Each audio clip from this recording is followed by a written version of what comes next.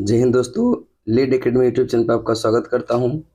आज हम इस वीडियो में प्रतियोगिता दर्पण जो अप्रैल 2024 का है, अप्रैल 2024 का प्रतियोगिता दर्पण का अंतर्राष्ट्रीय घटनाक्रम देखेंगे। इससे पहले वाला वीडियो में हम राष्ट्रीय घटनाक्रम यह देख चुके हैं। जो भी पिछले वीडियो नहीं देखे हैं, प्ले लिस्ट में प्रतियोगिता दर्पण का सारा वीडियो आपको मिल जाएगा। और आज देखते हैं अंतर्राष्ट्रीय घटनाक्रम में यह पहला पॉइंट क्या है। चलिए देखिएगा, करें कि यह प्रधानमंत्री श्री नरेंद्र मोदी की संयुक्त अरब अमीरात और कतर की यात्रा।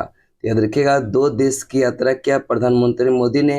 एक है संयुक्त अरब अमीरात और एक कहाँ का, कतर का।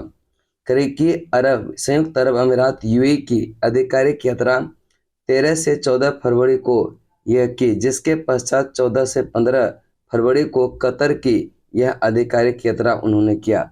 तो 13 से 14 तक रहा वह यूएई में, फिर 14-15 यह कहाँ चला गया, कतर में।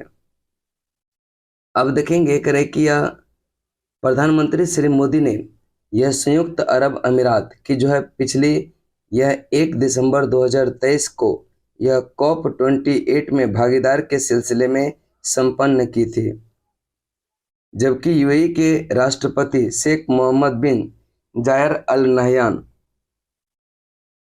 वाइब्रेंट गुजरात सम्मेलन में भाग लेने के लिए 9 से 10 जनवरी 2024 को भी क्या हुआ था, भारत आए थे। इसके बाद क्रेकिया 13 फरवरी को संयुक्त अरब अमीरात पहुंचने पर प्रधानमंत्री यह मोदी को जो है यह अगवानी स्वयं जो है वहाँ के राष्ट्रपति यह मोहम्मद बिन जायद अल नहयान ने किया, और कहते कि गॉड ऑफ ऑनर के साथ उनका स्वागत किया गया। दोनों नेताओं के बीच यह 7 माह में यह छठी मुलाकात है। याद रखिएगा, यह देखिए 7 महीने में कोई भी अंतर्राष्ट्रीय लीडर यह जो है 6 बार मुलाकात करता है। इसका मतलब यह संकेत देता है कि दोनों देश में कितना मित्रता है।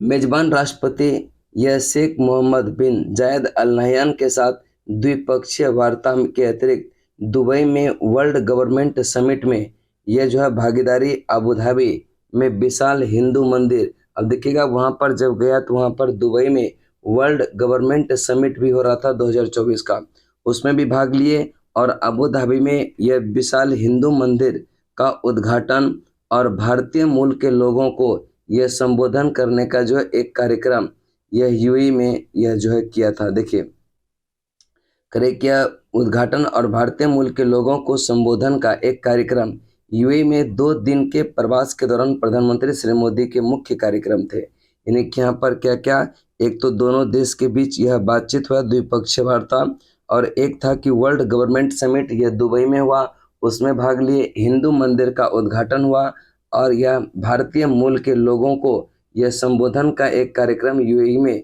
यह 2 दिन के प्रवास के दौरान प्रधानमंत्री मोदी मुख्य कार्यक्रम था। अब देखेंगे क्या है कि मेजबान राष्ट्रपति के साथ द्विपक्षीय वार्ता में भारत की ओर से विदेश मंत्री एस जयशंकर भी थे, राष्ट्रीय सुरक्षा सलाहकार अजित डोभाल भी थे, और विदेश सचिव यह विनय क्वात्रा, अन्य वरिष्ठ अधिकारी भी इस यह वार्ता में शामिल थे। इसके बाद आगे की अगर हम बात करेंगे, करें किया, ठीक है। अब यहाँ पर देखिए क्या क्या समझौता हुआ यह द्विपक्षीय वार्ता में। कहे कि दोनों क्षेत्रों, यह दोनों जो देश के बीच है विभिन्न क्षेत्रों में 10 समझौते पर हस्ताक्षर हुआ, जिसमें कि 2 समझौते यूएई में भारतीय रुपे कार्ड और यूपीआई को स्वीकार किए जाने के लिए भी हुआ। करे कि एक तो भारतीय रुपे कार्ड और यूपीआई को यह जो है स्वीकार किया जाएगा, कहाँ पर, यूएई में। और इनके बदले में यूएई के डिजिटल भुगतान पेमेंट ये जो प्लेटफॉर्म है, एक है आनी और एक है जेवान। याद रखिएगा, आनी और जेवान की बात करेंगे, यह डिजिटल भुगतान प्लेटफॉर्म है यूएई का, जिसको भारत में स्वीकार किया जाएगा। यह दोनों देशों के बीच द्विपक्षीय समझौता हुआ। इसके बाद आगे हम चलेंगे। देखिए, जिसको भी यह पीडीएफ प्राप्त करना हो, ऐसे ही अंडरलाइन किया हुआ पीडीएफ आपको लीड एकेडमी पटना सर्च करेंगे, वहां पर आपको यह सारा पीडीएफ इसी टाइप का मिल जाएगा। करें कि यह सम्मेलन प्रतिवर्ष दुबई में आयोजित होता, और जो सरकार को भविष्य की जो है चुनौती और उसके अनुभव यह साझा करने का जो है प्लेटफॉर्म बन गया। प्रधानमंत्री मोदी ने इससे पूर्व 2018 में ऐसे सम्मेलन में सम्मानित अतिथि के रूप में यह भाग लिया था। इस वर्ष विश्व सरकार सम्मेलन जो हुआ, इसका थीम जो था भविष्य की सरकार को यह आकार देना, भविष्य की सरकारों को यह आकार देना, ठीक है, यह शेपिंग द फ्यूचर गवर्नमेंट्स। तथा सम्मेलन में उपस्थित प्रतिनिधियों में 10 राष्ट्रपति और 10 यह प्रधानमंत्री। तो यह जो गवर्नमेंट समिट हुआ दुबई में, इसी में प्रधानमंत्री मोदी को यह अतिथि के रूप में बुलाया गया था। और इसमें जो है यह करे कि जो इस वर्ष का थीम रहा इस बैठक का, तो यह क्या रहा, भविष्य की सरकारों को यह आकार देना, भविष्य की सरकारों को आकार देना। अब देखिएगा यहाँ पर मोदी जी करे कि यह जो है BAPS हिंदू मंदिर के उद्घाटन समारोह में प्रधानमंत्री नरेंद्र मोदी और यह अन्य नेता जो है यहाँ पर सम्मिलित थे। अब देखिएगा आगे की पॉइंट करें कि एशिया के इस सबसे बड़े मंदिर का निर्माण यह बोचास नवासी अक्षर पुरुषोत्तम स्वामी नारायण यह संस्था जिसने जो है दिल्ली के अक्षरधाम मंदिर सहित विश्व के अनेक देशों में मंदिर बनवाए हैं के द्वारा कराया गया। यानी कि यह जो मंदिर का निर्माण किसके द्वारा, याद रखिएगा बोचासन वासी जो कि अक्षरधाम पुरुषोत्तम स्वामी नारायण यह संस्था जो कि यह दिल्ली के अक्षरधाम मंदिर सहित विश्व के कई मंदिरों का भी निर्माण कराया। अब करें कि जो अबू धाबी ये दुबई के अबू धाबी शेख जायद यह राजमार्ग पर अबू मरेहक शहर में जो है 27 एकड़ भूमि पर 700 करोड़ की लागत से नागर शैली में बने इस हिंदू मंदिर का उद्घाटन श्री मोदी ने किया। यहाँ पर क्वेश्चन बहुत अच्छा बन सकता है कि वह कितने एकड़ भूमि में बनाया गया हिंदू मंदिर, यह 27 एकड़, खर्च कितने का हुआ, 700 करोड़ का, और यह किस शैली में बनाया गया, नागर शैली में। उद्घाटन यह जो है प्रधानमंत्री मोदी ने 14 फरवरी में यह जो है मंत्रोच्चारण के बीच हुआ। इसके बाद कहे कि यूएई की सहिष्णुता यह मंत्री शेख नहयान बिन यह मुबारक अल नहयान और विभिन्न पथों के यह आध्यात्मिक गुरुओं के अतिरिक्त भारत के अनेक वरिष्ठ अधिकारी, उद्यमी, बॉलीवुड स्टार आदि जो है इस कार्यक्रम में कहते उपस्थित थे। अब यहाँ पर भारत और यूएई के बारे में कुछ संबंध के बारे में देख लेते हैं। करे कि भारत और संयुक्त अरब अमीरात के बीच गहराते रिश्तों का यह परिणाम है कि यूएई अब भारत का तीसरा बड़ा व्यापारिक भागीदार था, 7वां बड़ा निवेशक भी अब हो गया। यूएई में रह रहे भारतीय मूल के प्रवासी की संख्या लगभग 35 लाख है, जो कि वहाँ के कुल जनसंख्या का यह 35% है। याद रखिएगा, यह बहुत अच्छा फैक्ट है कि यूएई में जितना जनसंख्या है उसका 35% जो है भारतीय है, और टोटल भारतीयों की संख्या की बात करेंगे यह 35 लाख। भारतीय मूल के लगभग 1.5 लाख यानी 1.5 लाख से अधिक छात्र यूएई के स्कूल में पढ़ते हैं। शीघ्र ही भारत के केंद्रीय माध्यमिक शिक्षा बोर्ड जिसको सीबीएसई कहते हैं का एक कार्यालय दुबई में खोला जाएगा, और भारत के आईआईटी दिल्ली का एक परिसर हाल ही में जो है अबू धाबी में यह स्थापित किया जा चुका। अब सीबीएसई भी अपना डालेगा। प्रधानमंत्री मोदी की अगस्त 2019 में यूएई के दौरान उन्हें देश के सर्वोच्च नागरिक सम्मान ऑर्डर ऑफ जायद से सम्मानित किया गया था। याद रखिएगा, ऑर्डर ऑफ जायद यूएई का सर्वोच्च नागरिक सम्मान है जो प्रधानमंत्री मोदी को 2019 में प्रदान किया गया था। अबू धाबी में श्री मोदी के सम्मान में एक विशेष कार्यक्रम वहां रह रहे भारतीय मूल के लोगों द्वारा आयोजित किया गया, और उसका जो नाम दिया यह अहलान मोदी, क्या नाम दिया, अहलान मोदी, जिसको कहते हैं हेलो मोदी नाम दिया। इसके बाद आगे की बात करेंगे, यहाँ पर यह संयुक्त अरब अमीरात के बाद अब जो है 2 दिन की ऐतिहासिक यात्रा के पश्चात यह कहाँ चला गया, 14 फरवरी की शाम को श्री मोदी अब कतर की यात्रा यह कर लिया, ठीक है। और कतर की राजधानी दोहा पहुंचते ही गार्ड ऑफ ऑनर के साथ उसका भव्य स्वागत किया गया। जो ही कतर के अंतर्राष्ट्रीय हवाई अड्डा दोहा पर पहुंचा तो उसका गार्ड ऑफ ऑनर के साथ भव्य स्वागत किया गया। करे कि प्रधानमंत्री के रूप में कतर की उनकी यह दूसरी यात्रा थी। इससे पूर्व जून 2016 में कतर की यात्रा उन्होंने की। और यह कतर उनकी यह यात्रा कतर की यह यात्रा जो था यह उनका कतर द्वारा 8 भारतीय नौसैनिकों के जो है रिहाई के 3 दिन बाद ही संपन्न हुआ। कतर में दोहा हवाई अड्डे पर उनकी अगवानी विदेश राज्य मंत्री ने की। कतर में अमीर शेख तमीम बिन हमद अल थानी के साथ जो है वार्ता श्री मोदी ने किया और 15 फरवरी को संपन्न इस वार्ता में श्री मोदी ने भारत के 8 पूर्व नौसैनिकों को यह जेल से रिहा कर स्वदेश भेजने के लिए कतर के अमीर के प्रति शुक्रिया कहा। इसके बाद जो है करे कि दोनों देश के बीच यह ऊर्जा, निवेश, अंतरिक्ष, शहरी आधिकारिक जो है संरचना, आर्थिक सहयोग सहित ये विभिन्न क्षेत्रों में संबंधों को मजबूत बनाने पर चर्चा हुई। इसके बाद आगे चलते हैं। दूसरा जो टॉपिक आता है आपका, भारत म्यांमार की सीमा पर मुक्त आवाजाही व्यवस्था समाप्त हो गया। कि भारत एवं म्यांमार की सीमा पर 2018 से लागू यह मुक्त आवाजाही व्यवस्था को सरकार ने फरवरी 2024 में क्या कर दिया, समाप्त कर दिया।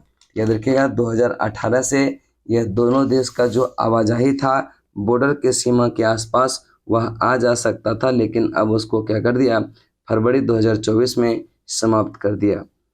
उसके बाद करें कि यह 2018 से लागू इस व्यवस्था के तहत सीमा के निकट रहने वाले लोगों को सीमा पार कर दूसरे देश में 16 किलोमीटर की दूरी तक आवाजाही की सुविधा दिया गया। यानी कि यह जो सीमा है म्यांमार के साथ, तो म्यांमार वाले जो है यह 16 किलोमीटर तक भारतीय सीमा में आ सकता था और भारतीय भी म्यांमार के सीमा में 16 किलोमीटर तक जा सकता था बिना वीजा के। लेकिन यह प्रावधान अब क्या कर दिया, समाप्त कर दिया। करे कि सीमा पर हो रही गड़बड़ी को देखते हुए 1643 किलोमीटर लंबी सीमा पर बाड़ लगाने की घोषणा 6 फरवरी को गृह मंत्री द्वारा किया गया। इसके पश्चात सीमा पर मुक्त आवाजाही की सुविधा बंद करने की संस्तुति गृह मंत्रालय द्वारा विदेश मंत्रालय से किया गया। इसके बाद करें कि भारत म्यांमार के बीच, अब देखिएगा ये 2-3 क्वेश्चन ध्यान में रखिएगा कि 1643 किलोमीटर का सीमा लगा और उसके साथ जो है बाड़ लगाने का भी यह घोषणा किया। करें कि यह निगरानी के लिए एक पेट्रोलिंग ट्रैक बनाने का भी घोषणा गृह मंत्री ने की और कुल सीमा से मणिपुर के मोरे में 10 किलोमीटर के हिस्से में बाड़ लगाया जा चुका। तो यह मणिपुर वाला जो हिस्सा है वहाँ 10 किलोमीटर क्षेत्रफल यह क्या हुआ, बाड़ लगाया जा चुका है। इसके बाद आगे चलते हैं। करें कि मिजोरम, मणिपुर, नागालैंड और अरुणाचल प्रदेश तक फैली 1643 किलोमीटर लंबी भारत म्यांमार सीमा यह जो है FMR के तहत संचालित होती है और यह भारत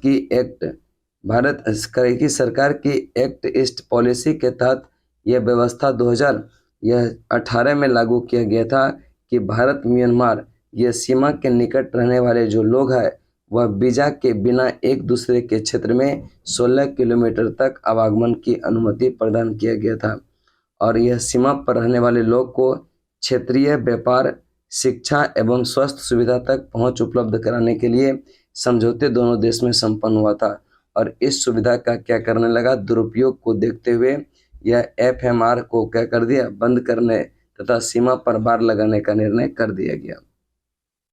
इम्फाल क्षेत्र में जो मैती समूह है यहाँ का मांग रहे कि खुली सीमा के माध्यम से आदिवासी भारत में प्रवेश करते हैं और खुली सीमा का लाभ उठाकर भारत में यह नशीले पदार्थों का तस्करी के आरोप भी उन्होंने लगाया। तो याद रखिएगा म्यांमार यह भारत से कितना किलोमीटर का, तो 1643, ठीक है 1643 और यहाँ पर जो था यह FMR, ठीक है FMR इसका मतलब होता है फ्री मूवमेंट यह रेजिम, यानी कि यह जो सीमा पर लोग रहते थे तो 16 किलोमीटर यह भारत वाले जो है म्यांमार के अंदर और 16 किलोमीटर म्यांमार वाले भारत के अंदर जा सकते थे, लेकिन जो है बिना वीजा जा सकते थे, जिसको अब क्या कर दिया, समाप्त कर दिया गया। भ्रष्टाचार बोध सूचकांक में भारत 180 देशों में 13वां स्थान, ट्रांसपेरेंसी इंटरनेशनल की वर्ष 2024 की यह रिपोर्ट जारी किया गया। अब यहाँ पर देखेंगे जो मेन चीज होगा उसको हम देखेंगे। करें कि भ्रष्टाचार बोध सूचकांक, यह भ्रष्टाचार बोध सूचकांक के आधार पर जर्मनी संस्था यह ट्रांसपेरेंसी इंटरनेशनल द्वारा यह प्रति वर्ष किया जाता। याद रखिएगा जो भ्रष्टाचार बोध सूचकांक है यह कौन जारी करता, तो जर्मनी का एक संस्था है जिसका नाम है ट्रांसपेरेंसी इंटरनेशनल, और इसी के द्वारा क्या होता है जारी किया जाता। किसी भी देश के लिए भ्रष्टाचार बोध सूचकांक का मान जितना कम होगा संबंधित देश में भ्रष्टाचार का स्तर उतना अधिक माना जाएगा। यानी कि अगर भ्रष्टाचार बोध सूचकांक का मान कम है तो वह अधिक भ्रष्ट माना जाएगा। सूचकांक का मान अगर अधिक है, सूचकांक का मान क्या है, अगर अधिक मान कम है तो भ्रष्टाचार की स्थिति को क्या होता है दर्शाता है। यानी कि सूचकांक का मान ज्यादा होगा तो भ्रष्टाचार कम, सूचकांक का मान अगर कम है तो भ्रष्टाचार क्या होगा ज्यादा होगा। अब करें कि टोटल अगर हम बात करेंगे तो यह 180 देशों का लिस्ट इन्होंने क्या हुआ जारी किया, और इस प्रकार जो सर्वोच्च सूचकांक वाले देश को यह सर्वोच्च रैंक प्रदान की जाती है जो न्यूनतम भ्रष्ट की स्थिति को प्रदर्शित करती। यानी कि जिसका अंक अच्छा आता वह क्या होता, जिसका अंक अच्छा होता इसका मतलब वह सबसे कम भ्रष्ट, जिसका अंक खराब रहता इसका मतलब वह सबसे ज्यादा भ्रष्ट होता। अर्थात जो है सर्वाधिक भ्रष्टाचार वाला देश सबसे नीचे दर्शाया जाता। इसके बाद अगर हम बात करेंगे इसके लिस्ट को देखते हैं।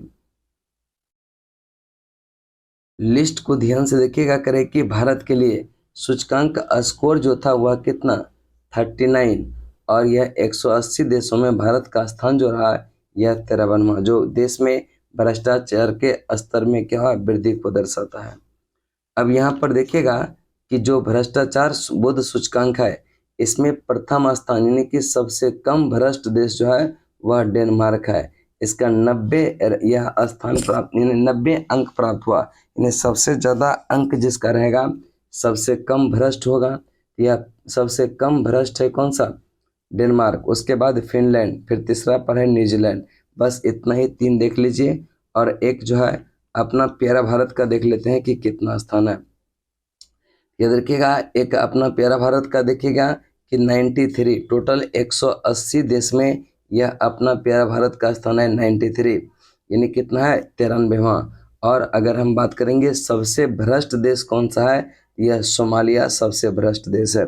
यहाँ पर 3-4 पॉइंट याद रखिएगा कि यह भ्रष्टाचार बोध सूचकांक कौन जारी करता है, तो याद रखिएगा यह कौन, एक जर्मनी का संस्था है जिसका नाम है ट्रांसपेरेंसी इंटरनेशनल, और 180 देशों का लिस्ट जारी किया गया जिसमें सबसे कम भ्रष्ट देश बचे डेनमार्क को, दूसरा स्थान फिनलैंड, तीसरा न्यूजीलैंड, और अपना प्यारा भारत का स्थान जो है वह कितना, यह 93, और सबसे भ्रष्ट देश जो हुआ किसको, सोमालिया को। बस इतना ही पॉइंट इसमें याद रखना। अगला क्वेश्चन चलते हैं। अमेरिका की निजी कंपनी का मून लैंडर यह ओडिसियस चंद्रमा की सतह पर यह उतरा। चलिए करें कि यह अमेरिका की निजी कंपनी का मून लैंडर ओडिसियस चंद्रमा की सतह पर क्या हुआ उतरा। तो देखते हैं करें कि चंद्रमा की सतह पर जापान के मून लैंडर जो स्लिम था यह 19 फरवरी 2024 को हुई सॉफ्ट लैंडिंग के पश्चात इस दिशा में एक और सफलता अमेरिका की निजी कंपनी यह इंट्यूटिव मशीन्स को, किसको, इंट्यूटिव मशीन्स, कहाँ की निजी कंपनी है, यह अमेरिका का है। ये देखिएगा चंद्रमा की सतह पर एक जापान का मून लैंडर है जो कब सॉफ्ट लैंडिंग किया था, 19 जनवरी 2024। इसके बाद एक निजी अमेरिका का कंपनी है जिसका नाम है इंट्यूटिव मशीन्स को फरवरी 2000 यह जो है 24 में मिली, जब कंपनी द्वारा भेजे गए 6 पैर वाला रोबोट लैंडर ओडिसियस ने ईस्टर्न टाइम के अनुसार 22 फरवरी को शाम और भारतीय समयानुसार 23 फरवरी को प्रातः यह जो है 4:30 बजे चंद्रमा के दक्षिणी ध्रुव के निकट यह मालापर्ट ए नाम के क्रेटर में जो है उतरने में क्या हुआ, सफलता प्राप्त किया। अमेरिका की निजी कंपनी यह इंट्यूटिव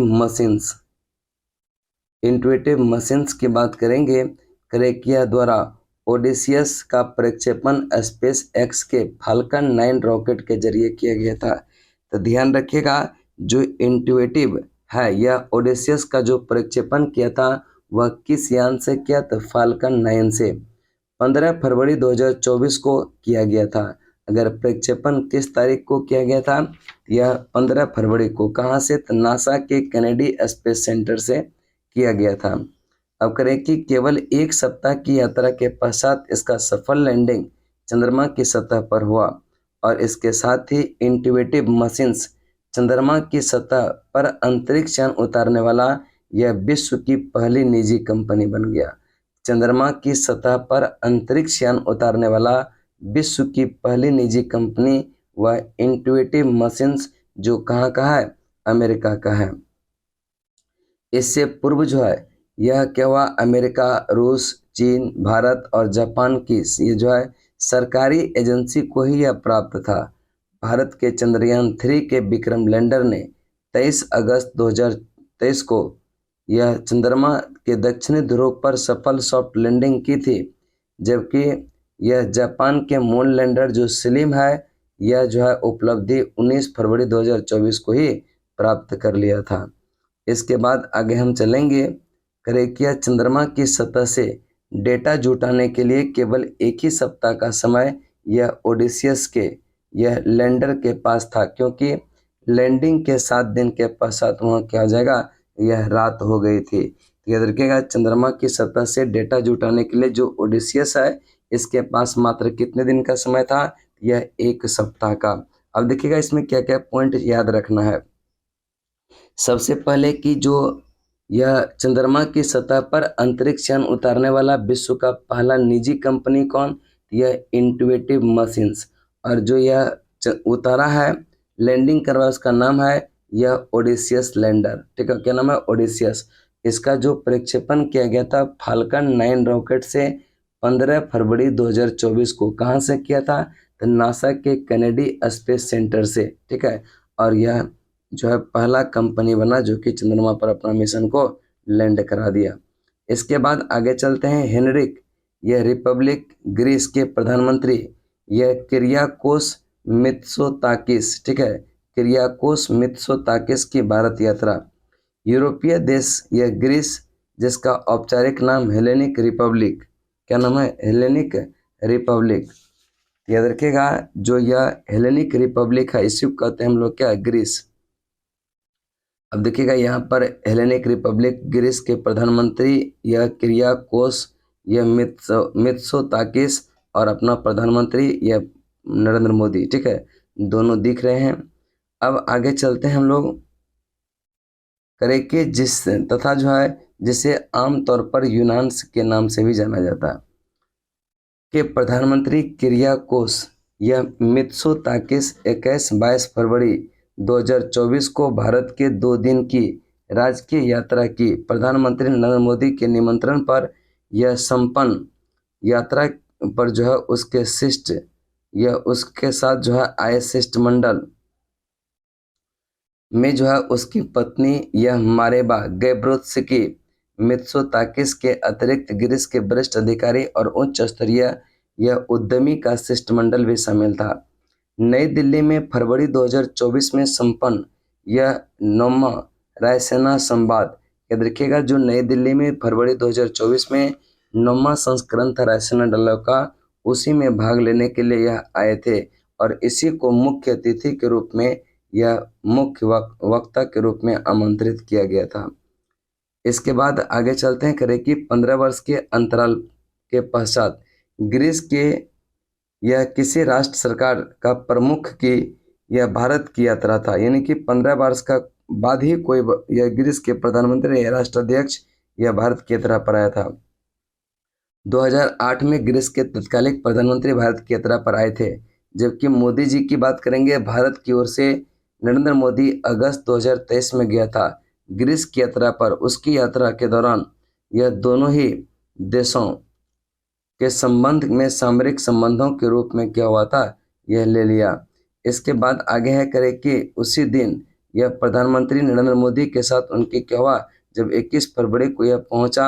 अब यहाँ पर देखिएगा कि यह अपना पहली यात्रा भारत के ग्रीस के प्रधानमंत्री किरियाकोस 20 फरवरी को यह नई दिल्ली पहुंचे, जहां हवाई अड्डे पर उसका अगवानी विदेश राज्य मंत्री मीनाक्षी लेखी द्वारा विदेश मंत्री एस जयशंकर से उसी दिन उन्होंने भेंट किया और फिर जो है प्रधानमंत्री मोदी से भी मिले। 21 फरवरी को किया और नई दिल्ली में राजघाट पर महात्मा गांधी की समाधि पर पुष्पांजलि भी यह उन्होंने जो है अर्पित किया। और फिर कहते हैं कि उसी दिन यह प्रधानमंत्री नरेंद्र मोदी के साथ महत्वपूर्ण वार्ता यह हैदराबाद हाउस में हुआ। ये देखिएगा हैदराबाद हाउस जो पड़ता है यह कहाँ पर, दिल्ली में। तो गलती से आप लोग हैदराबाद ये तेलंगाना नहीं मारेंगे, हैदराबाद हाउस जो है यह कहाँ पर, दिल्ली में ही है।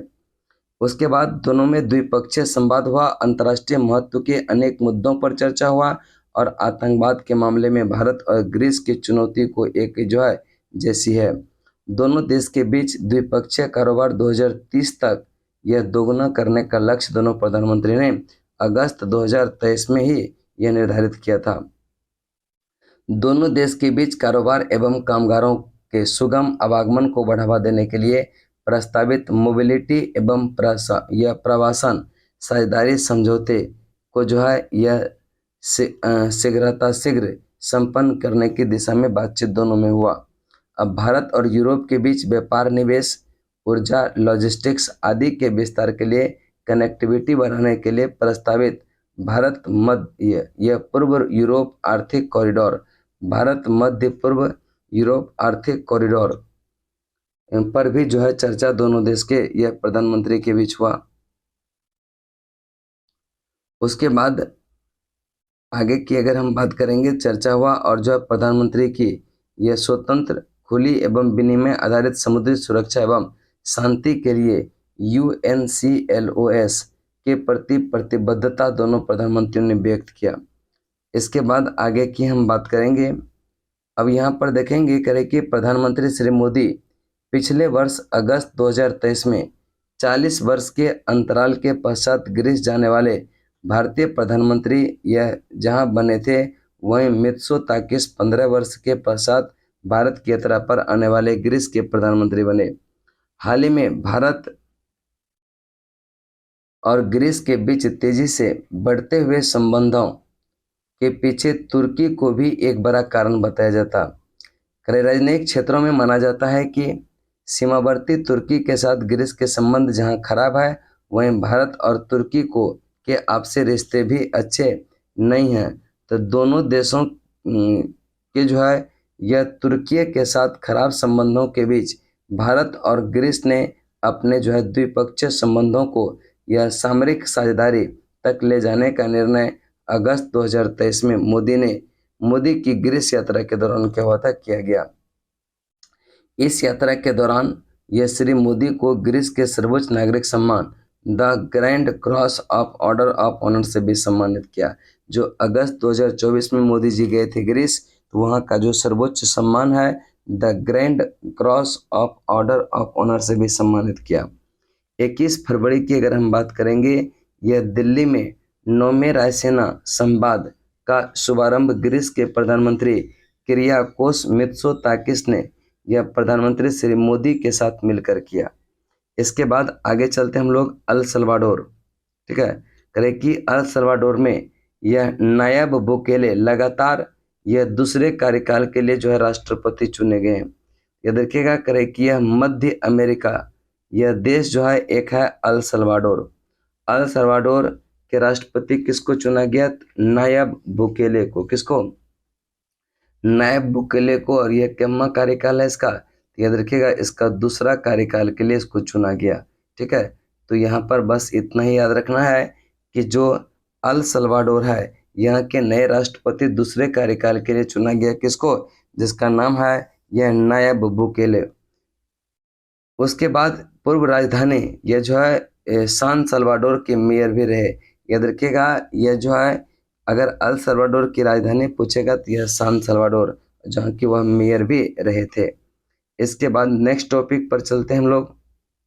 प्रधानमंत्री नरेंद्र मोदी की कतर की यात्रा 3 दिन पूर्व ही कतर ने जो है मृत्युदंड यह पाया 8 भारतीय नौसैनिकों को रिहा किया था।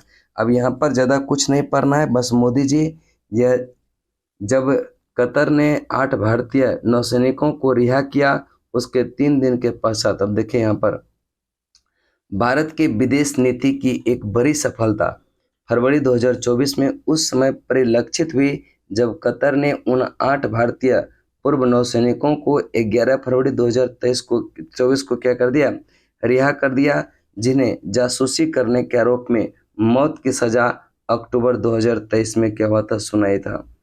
इसके बाद जो है करे कि इसकी रिहाई प्रधानमंत्री मोदी के हाल ही की कतर यात्रा यह 3 दिन पूर्व ही क्या हुआ था, कर दी गई। इसके बाद जो है करे किया अलहदा, ठीक है, करे कि Al Dahra global technology and consultancy services के लिए काम करने वाले 8 भारतीय पूर्व नौसैनिकों को भ्रष्टाचार और जासूसी के एक मामले में कथित रूप से शामिल रहने के लिए अगस्त 2022 में इसको गिरफ्तार किया गया था। कतर की अदालत ने इनको जो है उपयुक्त 8 जो था यह 26 अक्टूबर को यह सुनवाई की और गिरफ्तारी एवं मुकदमे का कोई खुलासा कतर प्रशासन द्वारा न किए जाने के कारण भारत सरकार ने इस फैसले को चौंकाने वाला बताते हुए गंभीरता से लिया और जो है भारतीय नौसैनिकों की यह सकुशल रिहाई के प्रयास विदेश मंत्रालय द्वारा किया जा रहा था और अंततः बचा भी लिया।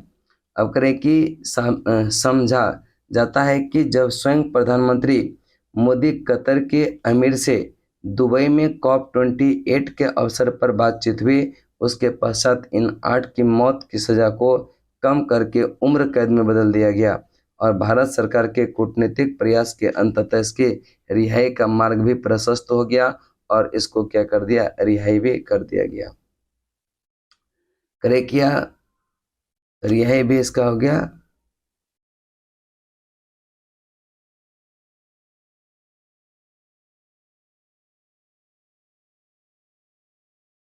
अब देखें करें कि 12 फरवरी को प्रातः यह दिल्ली पहुंच गया था। यह करें कि 3 दिन पहले ही 11 फरवरी 2024 को इन्हें रिहा कर दिया गया 8 नौसैनिकों को और 12 फरवरी को प्रातः वह क्या हुआ, नई दिल्ली पहुंचा। अब देखिए इसमें भारतीय नौसेना में 8 पूर्व नौसैनिक अधिकारी जो था वह कौन कौन शामिल था। एक का नाम था कैप्टन नवतेज सिंह गिल, सौरभ वशिष्ठ, कमांडर पुनेंदु तिवारी, वीरेंद्र कुमार वर्मा और कमांडर सुगुनाकर पकाला और एक है कमांडर संजीव गुप्ता, कमांडर अमित यह नागपाल और जो है नाविक यह रागेश शामिल। ये सब जो है इसमें शामिल था। टोटल कितना, यह 12। इसके बाद है पूर्वी लद्दाख में वास्तविक नियंत्रण रेखा पर तनाव की समाप्ति के लिए भारत और चीन के बीच सैन्य कमांडर यह स्तर की वार्ता का 21वां दौर संपन्न हुआ। इसमें कुछ याद नहीं रखना है, बस 21वां दौर जो यह सैन्य कमांडर स्तर का वार्ता है और यह किस प्रांत में हुआ, चुशुल मोल्दो। यह बैठक बिंदु पर जो है यह 19 फरवरी को हुआ, लेकिन कोई निर्णय इसके बीच नहीं होता। इसलिए से अब एक बार यहाँ पर देखेंगे कि वास्तविक नियंत्रण रेखा पर गतिरोध की समाप्ति के लिए दोनों देशों के बीच कोर कमांडर स्तर की पिछली जो 20वें दौर की वार्ता हुआ था वह भी कहाँ पर, चुशुल मोल्दो पॉइंट पर ही हुआ था, लेकिन कोई निर्णय नहीं होता। हिंद महासागर सम्मेलन 2024 यह ऑस्ट्रेलिया में पर्थ में संपन्न हुआ। कहाँ पर, ऑस्ट्रेलिया के पर्थ में। तो इंडिया फाउंडेशन द्वारा आयोजित यह 7वां हिंद महासागर सम्मेलन यह ऑस्ट्रेलिया में, यह जो है पर्थ में, याद रखिएगा ऑस्ट्रेलिया का एक शहर है जिसका नाम है पर्थ, वहीं पर यह जो है हिंद महासागर सम्मेलन का आयोजन किया गया। और करें कि सम्मेलन के उद्घाटन सत्र में विदेश मंत्री एस जयशंकर मुख्य जो है वक्ता थे।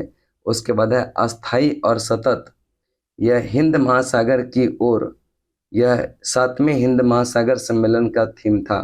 याद रखिएगा जो 7वां हिंद महासागर सम्मेलन का संपन्न हुआ यह ऑस्ट्रेलिया के पर्थ में, जो इसका थीम रहा अस्थाई और सतत हिंद, यह जो है महासागर की ओर, अस्थाई और सतत हिंद महासागर की ओर, towards a stable and sustainable Indian ocean. इसके बाद आगे चलते हैं, करें कि 2016 यह सम्मेलन जो हुआ था शुरू 2016 में, ऐसा पहला सम्मेलन 2016 में कहाँ पर हुआ था, सिंगापुर, और जो 2023 का हुआ था यह ढाका में। कहाँ पर? ढाका में। तो हिंद महासागर सम्मेलन जो छठा संस्करण था वह ढाका में हुआ। पहला संस्करण सिंगापुर में और यह छठा संस्करण बांग्लादेश के ढाका में, और जो 7वां हुआ 24 में यह ऑस्ट्रेलिया के पर्थ में संपन्न हुआ। ऑस्ट्रेलिया के पर्थ में संपन्न हुआ। अब देखिएगा इकोनॉमिक इंटेलिजेंस यूनिट के लोकतंत्र सूचकांक 2023 भारत विश्व में यह 41वां यह स्थान रहा। तो लोकतंत्र सूचकांक जो जारी करता है इकोनॉमिक इंटेलिजेंस यूनिट के द्वारा, और यह भारत का स्थान जो रहा हुआ कितना? 41वां रहा, याद रखिएगा। तो करें कि लोकतंत्र सूचकांक की गणना ब्रिटेन के the economic intelligence unit EIU द्वारा 2006 से जारी किया जाता, और यह 2024 में भी जारी किया गया। तो इसमें अगर हम बात करेंगे कि यह 0 से 1 मान वाला यह सूचकांक विश्व के उन देशों में लोकतंत्र की स्थिति का मूल्यांकन इन 4 श्रेणियों में वर्गीकृत किया गया। जिन देशों के लिए सूचकांक का मान 8 से अधिक है उसको पूर्ण लोकतंत्र माना जाता है, और करें कि इनके तहत देश के रूप में जो है अध्ययन के तहत माना जाता है। अगर 8 से कम किंतु 6 से अधिक है तब जो है दोषपूर्ण लोकतंत्र माना जाता है। अगर 8 या उससे अधिक है तो पूर्ण लोकतंत्र, 6 से 8 के बीच में है यह दोषपूर्ण लोकतंत्र की बात करता। अगर जो है 6 से कम, 4 या 4 से अधिक है उसको कहते हैं संकर शासन, और अगर 4 से भी कम है उसको कहते हैं सत्तावादी शासन। ठीक है, ये सारे पॉइंट को ध्यान में रखिएगा कि जहां 8 से अधिक अगर अंक आया तो उसको कहते हैं पूर्ण लोकतंत्र, या 6 से 8 के बीच में आया इसको कहते हैं दोषपूर्ण लोकतंत्र, और अगर यह 6 से कम और 4 से ज़्यादा आया तो इसको कहते हैं हाइब्रिड यानी कि संकर शासन, और 4 से जिसका कम है उसको कहते हैं सत्तावादी शासन। इसके बाद करें कि इकोनॉमिक इंटेलिजेंस यूनिट की फरवरी 2024 की रिपोर्ट में भारत के लिए यह सूचकांक 7.18 आकलित किया गया और 167 देशों में 41वां स्थान प्राप्त हुआ। तो अब बताएंगे कि भारत जो है किस में शामिल होगा? पूर्ण लोकतंत्र में, दोषपूर्ण लोकतंत्र में, संकर शासन में या सत्तावादी शासन में? इसको कमेंट करके जरूर बताइएगा। ठीक है, इसके बाद आगे की बात करेंगे कि यह इसका रैंक देख लेते हैं अब। ठीक है, तो यह सबसे जो लोकतंत्र देश है वह बताया गया किसको? नॉर्वे। इसका सूचकांक कितना अंक प्राप्त हुआ? 9.81। तो जो 8 या उससे अधिक है उसको पूर्ण लोकतंत्र कहा जाता, और जो 8 और 6 के बीच में उसको दोषपूर्ण लोकतंत्र। न्यूजीलैंड भी पूर्ण लोकतंत्र और यह आइसलैंड भी पूर्ण लोकतंत्र। याद रखिएगा, नॉर्वे का शीर्ष स्थान यानी कि पूर्ण लोकतंत्र देश में शीर्ष स्थान पर नॉर्वे, दूसरा न्यूजीलैंड, तीसरा आइसलैंड। इसके बाद अगर हम बात करेंगे आगे की बात करेंगे कि सबसे यह जो है कम लोकतंत्र की सूची में यह कौन है? याद रखिएगा, यह अफगानिस्तान है, और अपना प्यारा भारत का जो स्थान है यह है 41। ठीक है, भारत का स्थान 41। इसके बाद यह करे कि इकोनॉमिक इंटेलिजेंस यूनिट का यह सूचकांक 5 श्रेणी पर आधारित है। पहला है चुनावी प्रक्रिया और बहुलतावाद, दूसरा सरकार का कामकाज, तीसरा राजनीतिक भागीदारी, और यह चौथा राजनीतिक संस्कृति, और पांचवा है नागरिक स्वतंत्रता। याद रखिएगा, यह टोटल 5 आधार पर यह सूचकांक क्या होता है? यह जारी किया जाता है। और करे कि सूची में सबसे निचला स्थान जो रहा किसका? अफगानिस्तान का रहा। ठीक है, बाकी जो है यहाँ पर देखेंगे कि कितना देश अब यहाँ पर देखिएगा करे कि वर्ष 2023 के आकलित लोकतंत्र सूचकांक के आधार पर इकोनॉमिक इंटेलिजेंस यूनिट की फरवरी 2024 में जारी रिपोर्ट में बताया गया कि विश्व के केवल 24 देश हैं जहां विश्व के 7.8% जनसंख्या ही निवास करती है और पूर्ण लोकतंत्र की स्थिति है, और जबकि 50 देशों में जहां यह जो है 37 पॉइंट कितना यह 6% जनसंख्या निवास करती है। दोषपूर्ण लोकतंत्र, संकर शासन वाले देश तथा सत्तावादी शासन वाले ये देशों की संख्या क्रमशः कितना है? 34 और यह 59। अब यहाँ पर लिस्ट दिया है कि कितना पूर्ण लोकतंत्र देश है। तो यहाँ पर देखिएगा कि पूर्ण लोकतंत्र देश की बात करेंगे तो यह 24 है, दोषपूर्ण लोकतंत्र अगर बात करेंगे तो 50, और संकर शासन 34, सत्तावादी 59, टोटल 167 देश का इसमें सूची जारी किया गया। इसके बाद आगे है अंतरिक्ष में सर्वाधिक समय तक रहने का रिकॉर्ड अब रूसी यात्री या ओलेग या कोनेनेंको को के नाम हो गया। करे कि अंतरिक्ष में सबसे ज़्यादा समय व्यतीत करने का विश्व रिकॉर्ड यह जेनेडी यह पडाल्का के नाम था, और करे कि विभिन्न चरणों में मिलाकर टोटल यह 878 दिन 11 घंटे 29 मिनट 48 सेकंड तक अंतरिक्ष में रहने का रिकॉर्ड यह जेनेडी ने कब किया था? 2015 में। और उसका यह रिकॉर्ड तोड़ दिया किसने? यह रूस के ही है, जिसका नाम है ओलेग कोनेनेंको ने फरवरी में यह क्या कर दिया? भंग कर दिया।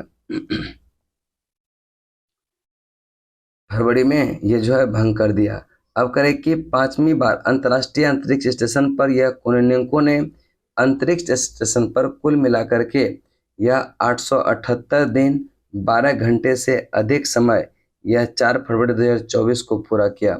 और 59 वर्षीय कोनेनेंको की मौजूदा अंतरिक्ष यात्रा सितंबर 2024 में अगर पूरा हो जाएगा तो इसके अंतरिक्ष में प्रवास के कुल जो होगा वह 1110 दिन हो जाएगा। याद रखिएगा कितना?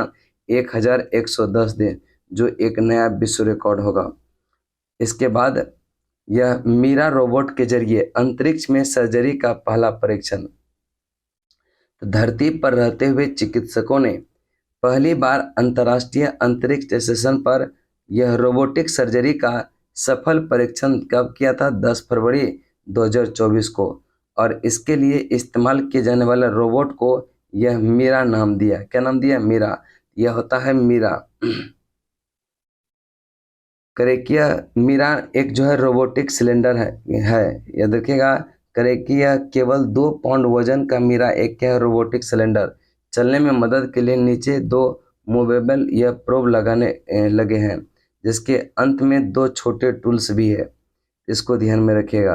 करेकी मीरा रोबोट का विकास कई यह वर्षों के परिश्रम एवं प्रयास के पश्चात नासा के सहयोग से नेब्रास्का लिंकन यूनिवर्सिटी में इंजीनियरिंग कॉलेज के प्रोफेसर सैन यह फरीटर और उसकी टीम ने किया।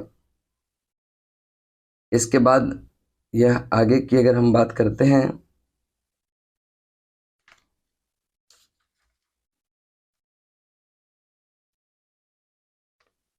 ठीक है, तो अब एक नौसेना ये जो नंबर रायसेना डायलॉग है, यह याद रखिएगा। यह कहाँ पर संपन्न हुआ? यह भारत में संपन्न हुआ।